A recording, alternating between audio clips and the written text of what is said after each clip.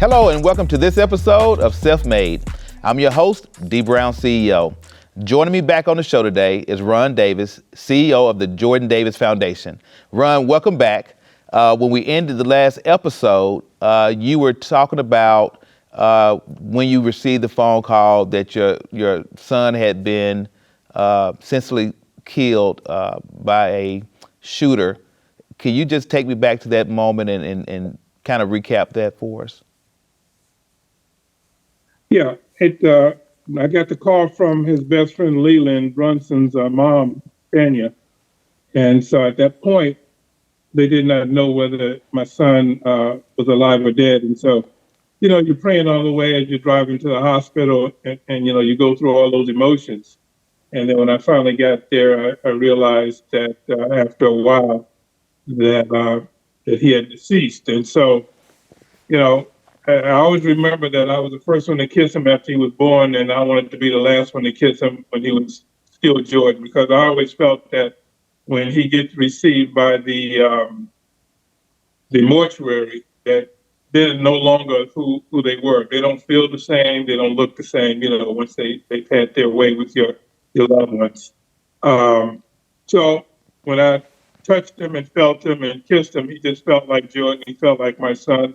And I said goodbye to him, and I said that I did my best to watch after him while he was on earth, and that now the Lord was going to watch after him from here on in. And I have no idea how I got home, because I imagine I drove home, but everything was a blur. Yeah. And one of the hardest things I had to do is when I got home was to tell my wife that Jordan had been killed. And that was a whole thing that I didn't want to do and go through that whole thing. And then I had to call Jordan's mother, my ex-wife, and tell her the same thing. And those two talks that I've had with his stepmother and his mother were some of the hardest that I've ever had in my life. And I try not to remember all that was said, try to block it out of my mind. But there was a lot of crying, a lot of screaming, and just a lot of hollering. And after a while, you just get numb. And so, we got an attorney, John Phillips, here in Jacksonville. And I was glad that I got him because he kind of walked us through some of the things that we had to do. And he kept the press and the media from knocking on my door every 5 minutes. He put a sign out from his law office that anything that they need to ask me, they need to go through his law office. And that helped a tremendous amount. So I recommend that if anyone loses a loved one and it's a highly publicized occasion or media, that so you won't be disturbed, get you an attorney and let the attorney field those calls and field those questions for you before you come out and make your own personal statement. Another thing that I noticed is that many times that I've seen on television before when parents have lost loved ones, that they always put the microphone in front of the mother, and they leave the fathers just sitting on the couch with his own thoughts. And I knew I was going to make it a point to represent the fathers and let them know that we have something to say also, because we hurt just like the mother hurts. Right. I know that we're not emotionally geared the same way that mothers are, and they get a sound bite from the mothers. Right. But they don't even want to ask the fathers any questions. And that always bothered me. And so when it became my turn, I was one of the most outspoken fathers, as you well know, on television about the death of my son. And I want to make sure that stayed intact all the way throughout the trial, which was 2 trials in 17 months. And I felt the need and I felt the responsibility to represent the fathers in these shootings. We can name the mothers of all the shootings, but we can't name the fathers. And we keep up with what the mothers are doing in these shootings, but we don't keep up with the fathers. And I always say that, that's something that is so gender-based with the media, is that it's terrible and it hurts us. And the fathers, they talk to me all the time. I mean, they'll call me at 2 and 3 o'clock in the morning. And they'd say, Ron, man, what do you do in this instance? What do you do in that instance? Because they've seen me do it on television. Right. And so I'm very proud of representing the fathers. Matter of fact, Mike Brown from Ferguson put me in the Chosen Fathers, alumni. And a lot of the fathers, Oscar Grant's fathers out on the West Coast and Oakland, California, and a lot of the fathers across the board, they talked to me because of the fact that, they said I represented the fathers, in goodwill and good faith, and they want to do the same for their children also. So after that, I just took on a more activism life, not only just for the fathers, but I wanted to make sure that I did not let these domestic terrorists get the better of me. And Right. that's what I call Michael Dunn and these people. They make any excuse to shoot our children, any excuse. Even since Jordan has been shot, look at the excuses. You had a cell phone up to your ear. I thought it was a gun. Right. You in Ohio and had a little 12-year-old with a cat pistol, Tamir Rice, and any excuse. They jumped out the car and shot this boy within 3-4 seconds of getting out the car. Didn't even give him a chance to respond. Right. Any excuse they want to come up with to shoot our children. Right. And I became an activist. I joined the U.S. Human Rights Network. Also been to the White House twice with President Obama. I have a film out called 3.5 Minutes, 10 Bullets on HBO, and it's still playing right now. And at every turn, I even went to Geneva, Switzerland, and spoke at the United Nations Convention in 2014 because I got to speak out against us fathers, saying it's enough is enough. We're here to protect our family, and you're killing our kids without any type of conscience. And I don't accept that. Right. I don't. So I want you to just walk me through. I know there were a couple trials associated with this murder. Kind of walk us through that process and what happened. Well, in that process, Michael Dunn, of course, he's going to lie. The first big lie that Michael Dunn told when the police asked him, well, I'm going to go back. They caught him because he did not dial 911. He pulled off and got to his hotel. When he got to his hotel, he ordered a pizza. Then he made himself a rum and Coke. He took his dog out for a walk. That's how distressed he was over killing my son. And he said he feared for his life. But I don't know anybody that feared for their life and they order pizza and have a rum and Coke and walk the dog. Right. Okay. When he heard that he killed him, he decided, him and his girlfriend, to drive to Satellite Beach, Florida, his home, which is almost 3 hours away from here, without again calling 911. So he thought he was getting away with it. He thought if nobody saw who he was and there was no motive, and that's what he thought, and that he didn't know Jordan and he didn't live in Jacksonville, that he would actually get away with it. So it was just another day in the life of Michael Dunn and people that are domestic terrorists like Michael Dunn.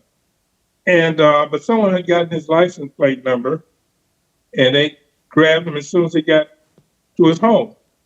And when he came back, well, they asked him before he even came back, the explanation was that I feared for my life. Jordan had a shotgun, and I feared for my life. So they said, well, no, there was no gun on the scene, sir. The kid didn't have a shotgun. He didn't have no weapon at all. Well, maybe it was a stick, or maybe I saw a barrel, or, was there anything in the car? See, he had looked at all of these videos because he had no type of, he lived in an all-white neighborhood, number one. And so he had never been around black kids. And all he saw was these videos of kids that were thugs, because he called them thugs. Right. You see? And all he thought was these kids always listen to rap music and they always have guns and they have stacks of money. And that's why I told people that sometimes it's dangerous the way people view the hip hop generation. Sometimes it's dangerous because if you don't have any interaction with them, you believe everything you see on that screen. You actually believe that. And us having kids, we know our kids are not everything that they see on the screen. We have loving kids, loving families, and That's just them being artists. They want to show their artistic side, and you have to take it as art and you have to take it as commercialism and not take it as real life. But this guy, he does. And he thought, well, these kids must have a gun in the car because they're black kids playing rap. That's what he actually thought. Right. And he blurted that, and he said that to his first lawyer, which his lawyer should never have said that to the news because that came out on the news. And then apparently he had a disagreement with his first lawyer because that came out in the news, and he was stuck with that story. See, once you come out and say that, you're stuck with it. And he actually fired his first lawyer. Then the second lawyer is he tried to mitigate what was said. Well, maybe it was a stick, or maybe it was this. So then, if that didn't work because there was no weapon found whatsoever, then he came back with, well, let's try stand your ground. Let's say that I was wrong, but I thought at the time that my life was in danger. And because I thought that my life was in danger, I'm able to use bodily harm on someone else. So his explanation for shooting was that he thought his life was in danger, and it never was. The kids never got out the car besides the guy that was driving. And when he got back in the car to leave, that's when you started shooting.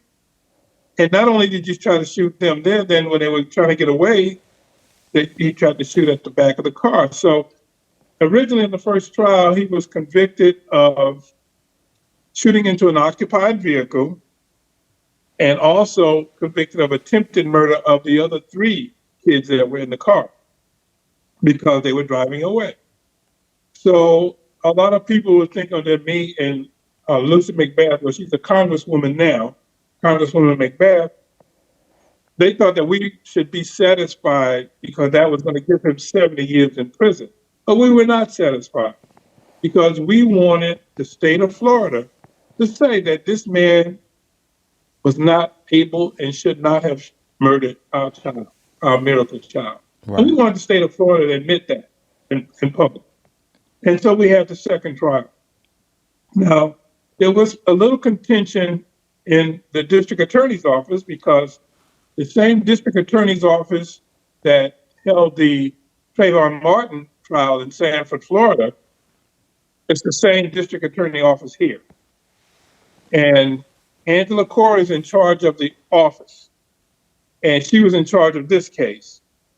And I told her, number one, in the first trial, that I didn't want Bernie, who was the lead prosecutor in that case, to be anywhere near our case because I thought he did a terrible job.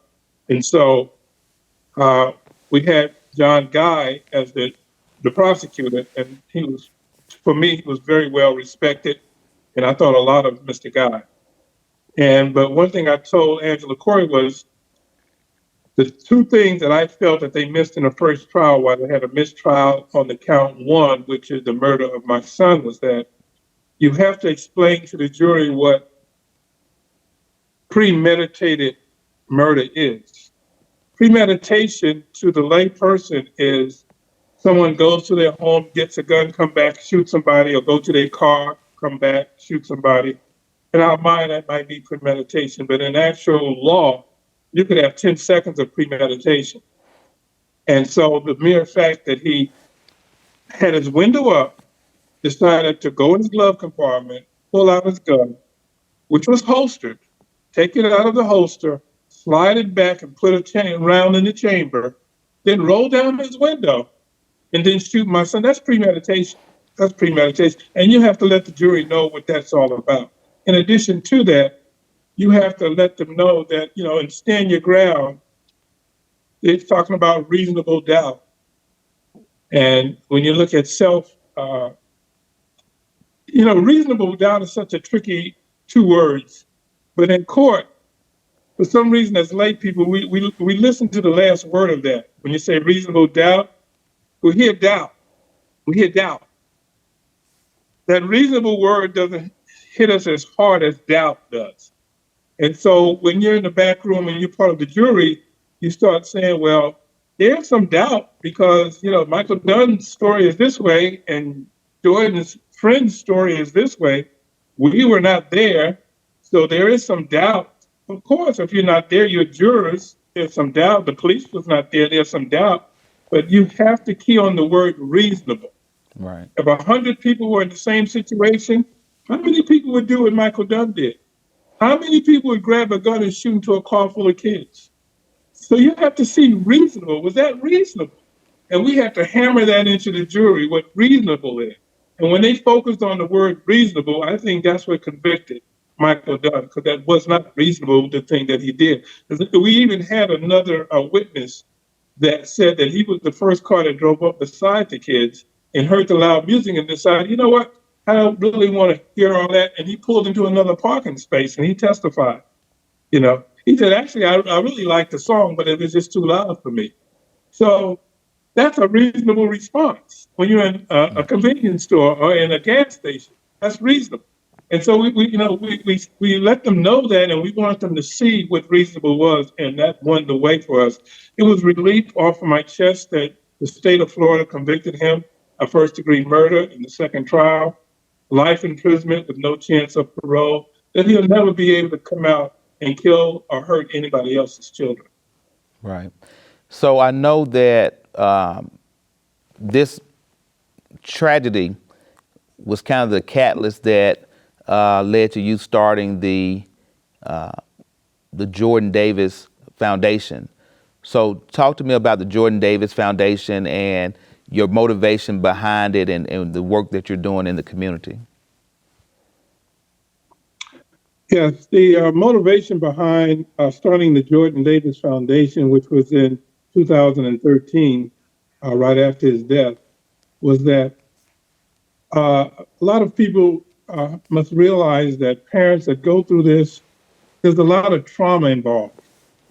If you see them on the street or on television smiling, they're hiding a lot of trauma. There's a lot of trauma there. When these holidays come up like Thanksgiving and Christmas and there's an empty chair, we even did an empty chair. I think it was like 20 of us that were highly publicized trials. The parents did a empty chair video one year. And all these parents got together and they were showing videos. We all put the videos and they had them on television that we all had empty chairs during Thanksgiving. So there's a lot of trauma involved. There's a lot of meetings that go on behind the scenes. I know I joined one 2 years ago. We were in San Diego. We had 300 families that had been through the very similar situation that we went through with Jordan. And they flew us all in, plus just to decompress. I needed the foundation to put this trauma somewhere. I needed to lay it somewhere. I needed to have an outlet, because either you go into a fetal position and you don't want to be bothered with the world, or you get out and you try to help your community and other communities. And I just started to do that. I became a public speaker. I've spoken at approximately 30 universities across the country, including UConn and Dartmouth and UCLA, Howard University, Carnegie Mellon, many universities across the country. And I speak because I want people not only to feel and see my trauma, not only that, but I want them to know that these things don't happen. And because it's not in the news anymore, it's over for those parents. It's still there for them. And so with the foundation, I decided to go global, to go to different countries. I was fortunate to be able to go basically, I didn't know, I hadn't met any Black person that went on a sabbatical, but they wanted me to go on a sabbatical to India. So I went to India, and I believe that was in 2016. And it was the 69th anniversary of the death and martyrdom of Mahatma Gandhi. And they had a celebration with their vice president, Modi's vice president was there. And I stood on the actual grass and the actual place where Gandhi's blood spilled on the ground. And that I just felt a spiritual connection to what this man went through. and his transition from him being an elitist, thinking that he was better than black people, to figuring out and realizing that he was black also, and that he was going to go through some trials regarding his race and his ethnicity. Yeah. And so then they took me to the one of the seven wonders of the world, which was the Taj Mahal, and they talked to me about love. So I went through tragedy with Gandhi, then I went through love with the Taj Mahal, where the king's third wife, he wanted to build a monument that would last forever to his wife that he loved dearly. So it taught me about love with this man. He almost bankrupted the country just to build that Taj Mahal. So I went there, and then they took me up in the Himalayan mountains, and I stayed for 4 days in the Himalayas, me and a group of about 15 others. And this was the spiritual thing that they wanted to teach me about your spirit.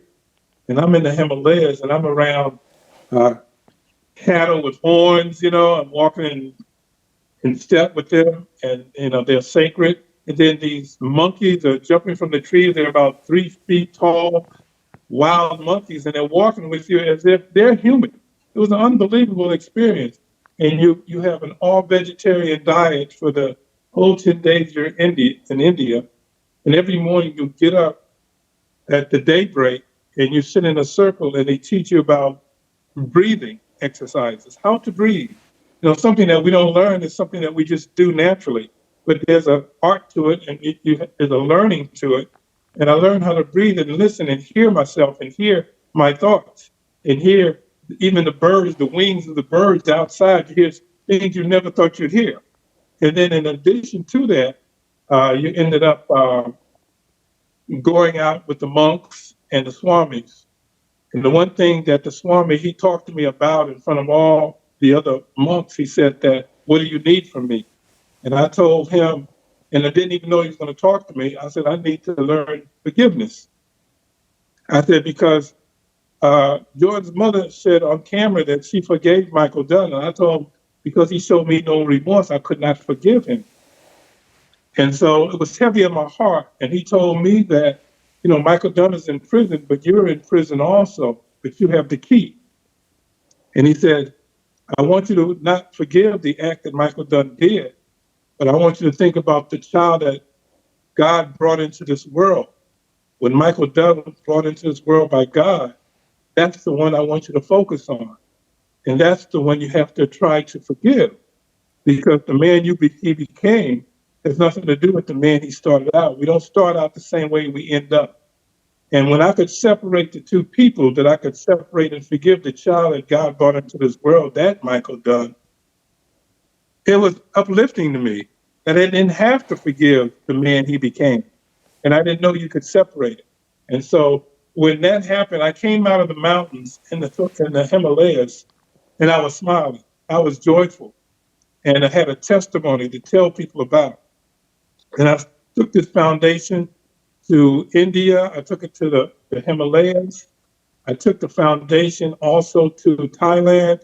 I've been doing work in the Philippines. I've been in the Philippines for the past year, for the whole year last year. I have 70 volunteers in the Philippines that we do events, with the foundation. I sponsor a girl youth volleyball team. I sponsor a young men's basketball team in the Philippines. I put on events for them to show them how to sustain life when they look like that there's no hope. I make sure that they have what they need to have hope. They send me their grades. I make sure they help get them through school. A lot of them are going into the police academy and different other things over there. And they send me their grades and their semesters, and I keep up with it. We fed hundreds and hundreds of families that were in distressed areas in Iloilo in the Philippines and Cebu in the Philippines. And this is all because of the death of my son. I wanted the death of Jordan to mean something, and it does. And we've gone to different other islands in the Philippines, and we've done this kind of thing. And also back at home, we've given scholarships for kids here. Hey, Ron, I want to jump in here as we close the show out and just really say that, you've been a very, very strong individual through this tragedy.